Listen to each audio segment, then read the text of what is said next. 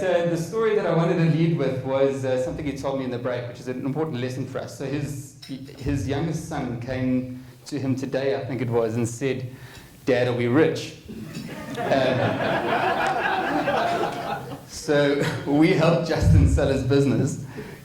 So he is rich. And so because he's a super authentic fellow, he said to his youngest Blake, "Yes, boy, we are rich, but you are getting nothing." So Justin, come up on stage. I think it's an awesome lesson. Have a seat. Yeah, wherever you'd like. Thanks. All right, I've got a couple of questions for you. Thanks for that, Dustin. No problem. Not embarrassing. My son's 7, so I had to explain to him, listen, I said, I'm rich, you get nothing, guys. So when I give you pocket money, just try to decide if you're going to buy Pokemon cards, or if you're going to buy Roblox, or you're going to spend it on Minecraft coins, or other things like that. So it's a lesson to learn, I hope. Yeah, indeed, so right, let's try and stick with the theme, because otherwise we can't talk for hours. Justin, your business is very well primed for this conversation for today's theme, but let's go with outsourcing. His business, by the way, I was reminded by someone in the break that we're not announcing enough what people's businesses are. All right, so apologies for that, my bad. Kunal is from Clearwater Capital. All right, they are awesome capital providers. Sorry for the interlude. Justin founded a business called Parcel Ninja. Before Parcel Ninja, he had a shopping list of businesses he founded, but we'll stick with Parcel Ninja that sold to Imperial. Justin, how do you know that you should be outsourcing something? Is there something that triggers? When is it in your business journey that you decide, let me outsource? For me, it's probably the 10th night that you can't sleep. You're sitting and you can't sleep. You're trying to work out how to solve some complicated problems in your business. You're going, shit, I don't know what to do about a particular thing. We don't have the skills in-house, or we don't have the skills within our organization, and now we need to go and solve a problem that we're just not really equipped to do. And for me, what that looks like is trying to identify some component of the business that's maybe not core to what we do. It's maybe trying to find some expertise or some people that can really add some value to your business that you don't normally have access to. It's potentially, I think, getting access to some people that you can't afford, really. So, I mean, a lot of the times when we outsource work, it's to individuals or people that are almost, it's called unemployable, for lack of a better word, or they run their own businesses, or they've got some unique skill or trait or opportunity or something that they do that has some magic that we don't have in our business, that we need to bring into our business, that we want to bring in and learn from, I think is another part of it. And something that we need to get done relatively quickly, I think, is the other part of it. So I think it's when we're in a phase of scaling and we're struggling or we're not too sure what is the type of individual, person, or role that we need fulfilled, and it's non-core to our business, we look to partners to sort of get the work done from us in an outsourced way.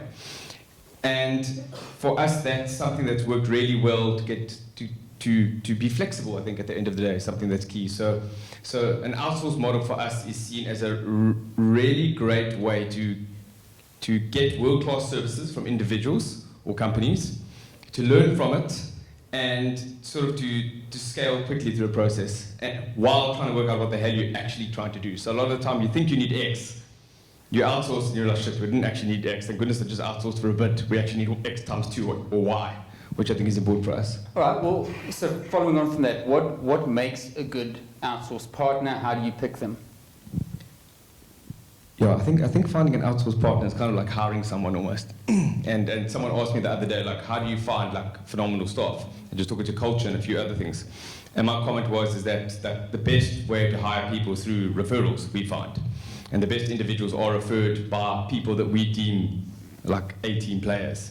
And 18 people want to hang around other 18 people, generally do hang around 18 people, and have a sense of authenticity and have a sense of commitment and a certain sort of level and accountability, like I said earlier, the previous sort of discussion.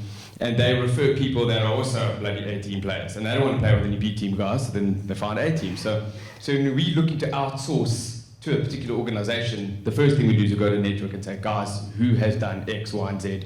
Who is phenomenal? Who did something that was different? Who kind of gets what we are and who we are? Because we're not like an old school corporate business. We need like a bit of flexibility. We need a bit of pizzazz or je ne sais quoi, something a bit different from someone. And through the network, we almost always find the right outsource partner. Okay. What an outsource partner looks like a lot of the time, maybe I can talk to you, is just someone that kind of gets us. Some people that we know like can actually tell us something we don't know about a business is a nice way to find something out, which is quite cool. Or they demonstrate the capabilities that they know more about something than we do, which is always amazing, which I love, because it's great to learn something new and have some guys tell you what you're doing wrong in your business, because I know we do a lot of stuff wrong all the time. So it's really great to find someone who can come in and say, you know what, your business, Justin, or this area of your business is so shit, we can improve it for you. I'm like, oh, yes, that's great. Let's go that route, you know? So I think that the referral process and finding the right kind of guys that just kind of get your business, can add value, flexible, and just kind of like speak to that are key things that we look at outsource, which is cool. All right, cool. So bring it home for us. What's a story that's a good or a bad story? A good or bad story? Oh, you choose. Oh, we do one each, eh? Let's go. Okay, so I'll tell a good story with outsourcing would be, so when we started the Superblis business back in the day, so we started a fashion retail business called Superblis, which we sold to Takealot. Key when we started that business was the inability for us to actually distribute goods.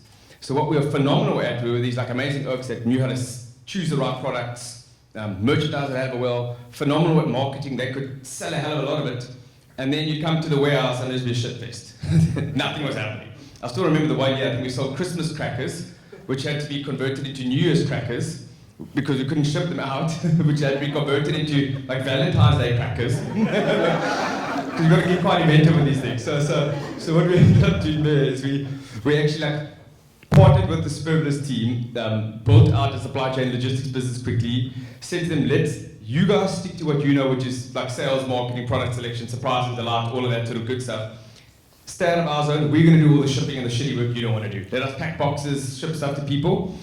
And once that sort of mindset shift happened from the team there, and they just focused on what their core business actually was, and they didn't have to worry about the stuff that they actually didn't know what they were doing, and they left us to do our thing, then everything went nicely. So I think that's a great way of like segmenting roles, passing on to people you know, trusting the process, the team and the people, and kind of getting going. And I think that's quite a cool story of something that did work.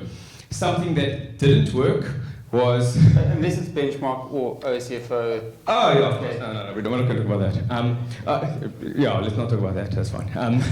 No, all good. And a quick example of something that didn't work a lot of the time is when we didn't actually understand really what we're needing, what problem we were looking to solve. We didn't have the commitment to actually commit to like the resources to help the sort of outsourced partners. So a lot of time you have a problem, you throw it over the fence to the outsourced partners, they're like, oh, don't forget to sort the shit out and we'll see you in a few weeks' time. And that doesn't work. And I think that we take for granted a lot of time that what the outsourced partners know about our business or how little they know. And we don't take the time to hold their hands, to give them the basics or fundamentals of our business. And we just think that they're there and they can magically solve shit for us, which they don't get right. And when it comes to complicated projects, you can't just, as I said, throw it over the wall and hand the problem over. You really need to hold people's hands. And that's something that we've done badly many times. And we'll probably do it badly again, because that's not something I'm good at. but we're reticent and we're aware of it, and it's something I think that's critical to the outsourced product. Like, let the other team succeed, or give them the tools to succeed. I think is something that's quite cool to do. Thanks. Look, I think one final question for me that's come up as you were talking is we see all these businesses which are SaaS models, software as a service models in South Africa. They're effectively outsourced models. What makes these businesses successful? Sure, that's tricky, huh? I think what's quite interesting nowadays, if I think back to like how much I outsource in my life, or just outsource in general, all of us do it. It's like everything from our like Checkers 60/60 to our like accounting services, our HR, and I don't think there's anything that you can't outsource anymore, which is quite cool. From from like domestic workers to like gig economy to all of those sort of things. So I think that the concept of outsourcing or fractionalized ownership or paying for a service and never actually owning something, I think is something that's starting to become a part of the zeitgeist of the way that people think nowadays, which I think is quite interesting. And I had this comment the other day to a friend of mine. I was like, you don't own much anymore, especially in the digital space. You don't own it you don't buy a computer game and have the disc in front of you or the CD or the thing. It all sits in this like cloudy place or something like that you don't really have access to. And so people, I think, are becoming accustomed to it. So just the general concept of an outsourced model, I think, is something that's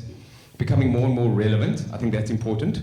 I think the people that are solving those problems quite well are guys that are picking a very specialized sort of problem to solve, if I can call it that. It's something that's overly complicated and really simplifying it and making it like simplicity is the ultimate sort of sophistication, I think, is the sort of saying. So building complicated systems is bloody easy. Everyone can build a fucking complicated system. Building a simple system, now that's challenging. And I think that's something that we look for, and the guys that are getting that right in that model, or the guys that are taking these bloody complicated, difficult concepts and simplifying it into something that like laymen or people like myself who aren't very smart can understand. And it's everything from like accounting software, which like you talk accounting software and everyone was like, oh fuck, no one wants to touch that. I mean, that's like one of my cousins started Pastel. And I told them, I said, Xero is going to eat your lunch, watch, because I can almost understand Xero. And I think those are the sort of things, so like to take these like complicated problems and dumb it down to like really simplistic things, by being sophisticated, I think are the really interesting businesses in that sort of way. So like, having a guy coming to your accounting is cool, no one cares about that. What you want is like, give me the insights, like give me the data. Show me something that I didn't know about my business. Tell me, give me something that I don't know. And that's what we kind of like look for whenever we outsource things or use some of these software as a service tools, which is cool. Just an incredible answer. Yeah, you really did bring that home, thank you. Put you on the spot of it and you got it right. We are out of time with that. You know, Justin's going to hang around, I hope. Yeah. You got a babysitter. For the balance of the evening, I would highly... Outsourced. Mic drop. I dropped my mic with my head on. But he will hang around. If you can grab 30 seconds of his time, I promise you it's worth 10 minutes about. That's how many words he'll say. Do it. It'll be worth your while. I promise you. Justin, thanks very much. Thank you.